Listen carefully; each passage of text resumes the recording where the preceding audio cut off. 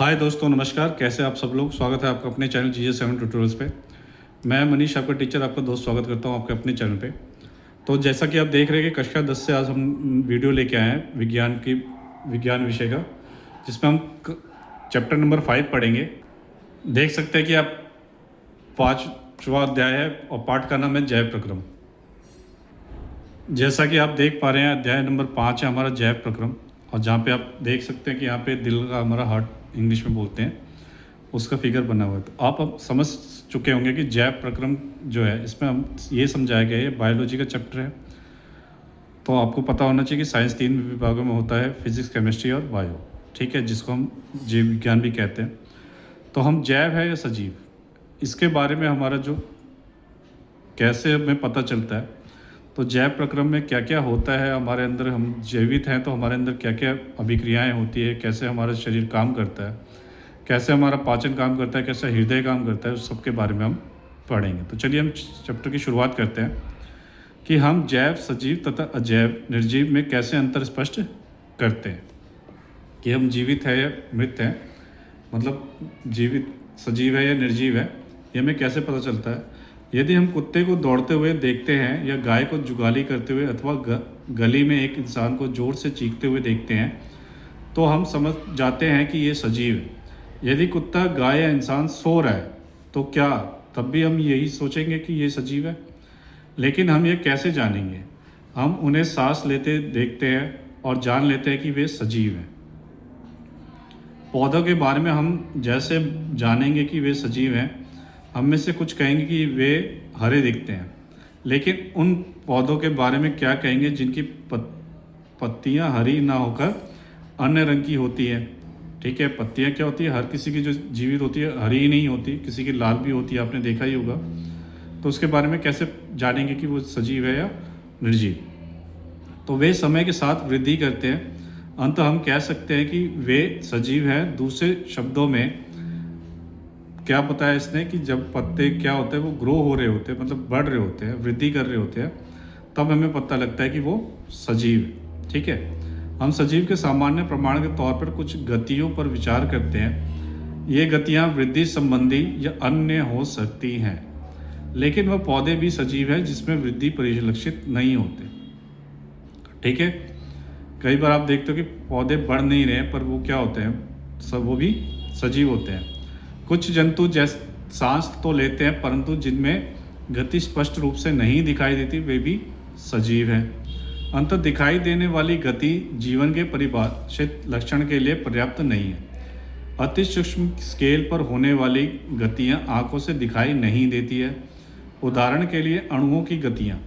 क्या यह अदृश्य आणविक गति जीवन के लिए आवश्यक है?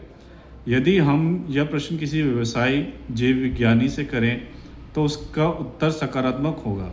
वास्तव में विषाणु के अंदर आणविक गति जब तक वे किसी कोशिका को संक्रमित नहीं करते हैं नहीं होती है।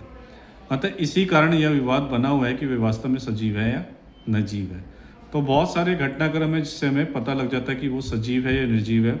तो इसके बारे में और जानकारी देखते हैं कि जीवन के लिए आणविक गतियाँ क्यों आवश्यक है। पूर्व कक्षाओं में हम देख चुके हैं कि सजीव की संरचना संगठित होती है। उनमें उत्तक हो सकते हैं, उत्तकों में कोशिकाएं होती हैं, कोशिकाओं में छोटे घटक होते हैं। सजीव की यह संगठित व सुव्यवस्थित संरचना समय के साथ साथ पर्यावरण के प्रभाव के कारण विघटित होने लगती है। यदि यह व्यवस्था टूटती है तो जीव और अधिक समय तक जीवित नहीं रह पाए। अतः जीवों के शरीर को मरम्मत तथा अनुरक्षण की आवश्यकता होती है, क्योंकि ये सभी संरचनाएं अणुओं से बनी होती है। हमारे शरीर में क्या है, सब कुछ जो है अणुओं से बना हुआ है, और शरीर की पूरी संरचना हमारी किससे, अणुओं से है। अतः इन्हें अणुओं को लगातार गतिशील बनाए रखना चाहिए। सजीवों में अनुरक्षण प्रक्रम कौन से हैं, आइए खोजते हैं।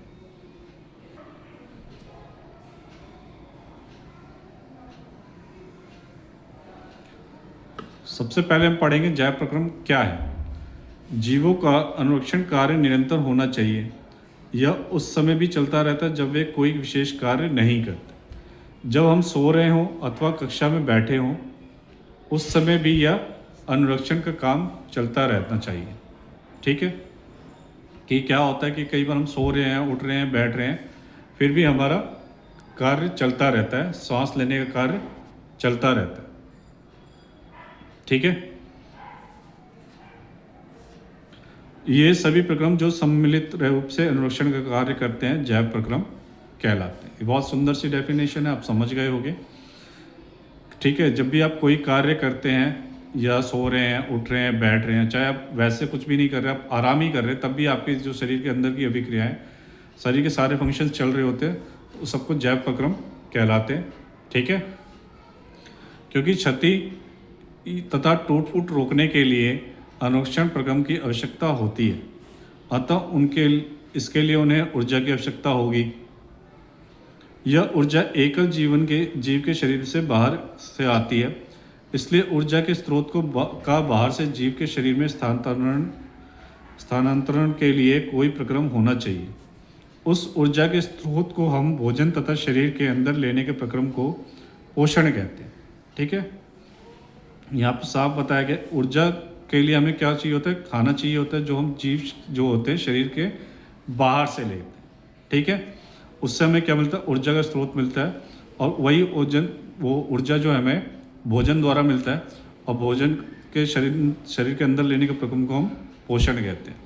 बाहर से जो हम भोजन लेते हैं उससे जो हमें शरीर को ऊर्जा मिलती है उसको हम सिंपल सी बात है पोषण कहते हैं। यदि जीव में इसी शारीरिक वृद्धि होती है तो इसके लिए उसे बाहर से अतिरिक्त कच्ची सामग्री की भी आवश्यकता होगी, क्योंकि पृथ्वी पर जीवन कार्बन आधारित अणुओं पर निर्भर है, अतः अधिकांश खाद्य पदार्थ भी कार्बन आधारित है। इन कार्बन स्रोतों को जटिलता के अनुसार विविध जीव भिन्न प्रकार के पोषण प्रक्रम को प्रयुक्त करते हैं।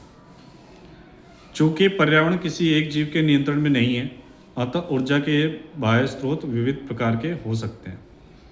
शरीर के अंदर ऊर्जा के इन स्रोतों के विघटन या निर्माण की आवश्यकता होती है, जिससे ये अंततः ऊर्जा के एकमान स्रोत से परिवर्तित हो जाने चाहिए। यह विभिन्न आणविक गतियों के लिए एवं विभिन्न जीव शरीर के अनुरक्षण तथा शरीर की वृद्धि के लिए आवश्यक अणुओं के निर्माण में उपयोगी है। इसके लिए शरीर के अंदर रासायनिक क्रियाओं की एक श्रृंखला की आवश्यकता है, जैसा मैंने आपको बताया। उपचयन अपचयन अभिक्रियाएं अणुओं के विघटन की कुछ सामान्य रासायनिक युक्तियां हैं। इसके लिए बहुत से जीव शरीर के बाहरी स्रोत से ऑक्सीजन प्रयुक्त करते हैं। ठीक है, जैसे हम लोग भी क्या करते हैं, वृक्षों से हम लोग ऑक्सीजन लेते हैं और कार्बन डाइऑक्साइड छोड़ते हैं, तो वृक्ष हमसे कार्बन डाइऑक्साइड लेता है। शरीर के बाहर से ऑक्सीजन को ग्रहण करना तथा कोशिकाओं आवश्यकता के अनुसार खाद्य स्रोत के विघटन में इसका उपयोग श्वसन कहलाता है। ठीक है, एक एक कोशिकाओं जीव की पूरी सतह पर्यावरण के संपर्क में रहती है, अंततः इन्हें भोजन ग्रहण करने के लिए, गैसों का आदान प्रदान करने के लिए या वर्ज्य पदार्थ के निष्कासन के लिए किसी विशेष अंग की आवश्यकता नहीं होती है। लेकिन जब जीव के शरीर का आकार बढ़ता है तथा शारीरिक अभिकल्प अधिक जटिल हो जाता है, तब क्या होता है, बहुकोशिकीय जीवों ये सभी कोशिकाएं अपने आसपास के पर्यावरण के सीधे संपर्क में नहीं रह सकती हैं, अतः साधारण विसरण सभी कोशिकाओं की आवश्यकताओं को पूर्ति नहीं कर सकता। हम पहले भी देख चुके हैं, बहुकोशिकाओं जीवों में विभिन्न कार्यों के करने के लिए भिन्न भिन्न अंग विशिष्टीकृत हो जाते हैं।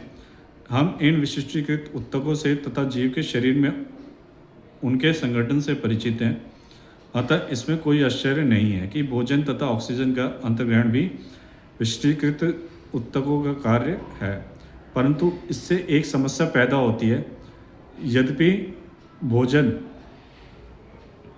एवं ऑक्सीजन का अंतर्ग्रहण कुछ विशिष्ट अंगों द्वारा ही होता है, परंतु शरीर के सभी भागों को इनकी आवश्यकता होती है। इस स्थिति में भोजन एवं ऑक्सीजन को एक स्थान से दूसरे स्थान तक ले जाने के लिए वहन तंत्र की आवश्यकता होती है।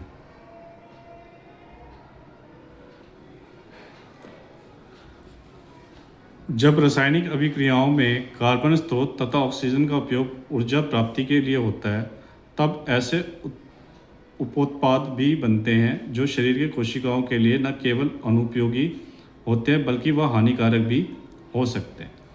इन अपशिष्ट उत्पादों को शरीर के बाहर निकालना अति आवश्यक होता है।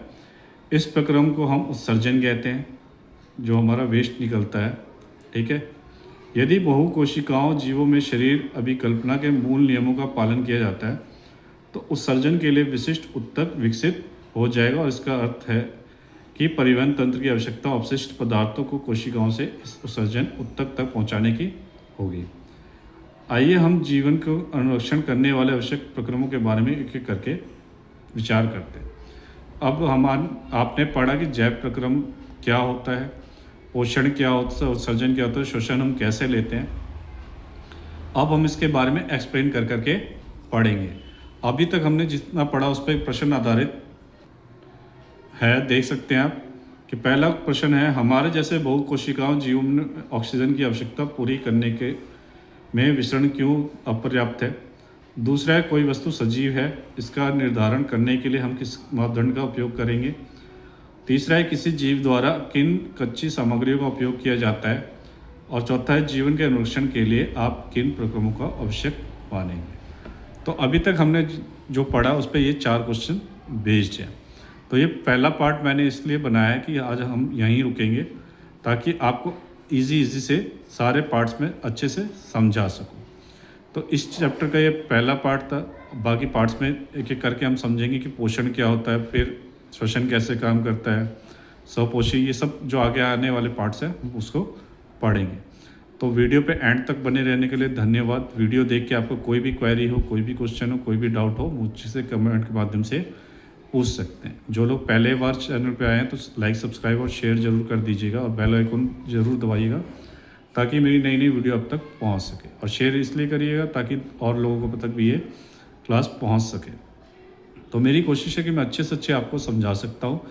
आपको कोई भी डाउट हो मुझसे पूछ सकते हैं। सोशल मीडिया के माध्यम से आप मुझसे जुड़ सकते हैं। तो मिलते हैं नेक्स्ट वीडियो में, तब तक आप पढ़िए और जल्दी आपके नेक्स्ट वीडियो में मिलते हैं। तब तक के लिए धन्यवाद।